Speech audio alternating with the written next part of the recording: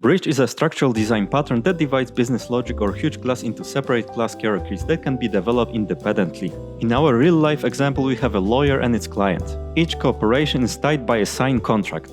This contract is the abstraction layer, the interfaces of a lawyer and a client. In this case, the same contract can be applied to different clients as well as one client can apply it to different lawyers. This can be interchangeable. Contract needs to be a general, so it would fit to many cases. In our Java example, we will prepare a super simple application that would define a very basic device and remote control for all kinds of devices implementing this general device interface. This interface declaration consists of universal functions of audio-video devices like turn on off, change volume, and change channel. By implementing this interface in a concrete radio class, first we will define list of private fields. It's an internal state of the device, like if it's on, volume level, and currently selected channel. Next we will implement previously defined methods. Besides basic getters and setters in a setVolume method, we will check if it was set in a defined range and correct it if it wasn't.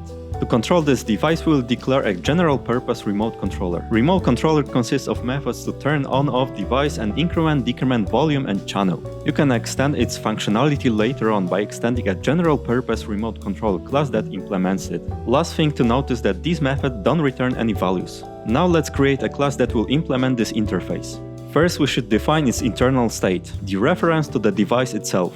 It must have a protected access modifier if we want this class to be extended in the future. Constructor should take device reference so we can operate on it later on. By having access to it, we can invoke its methods. Here you can include some extra logic that will operate on these methods according to the specific condition and pass a constant defined value specific for this remote controller. One last thing to notice is that we operate only on interface, not on a specific implementation of the device. And finally, here comes the client code. It is super simple to use this pattern. All you have to do is to create objects of a particular devices. In our case, these are a radio and a TV. Next, create a remote controller objects based on the references of these devices. Advanced remote controller extends basic one and invokes parent constructor to assign reference to the device. Now you can see the power of flexibility that this pattern is giving. Subscribe for more videos like this one.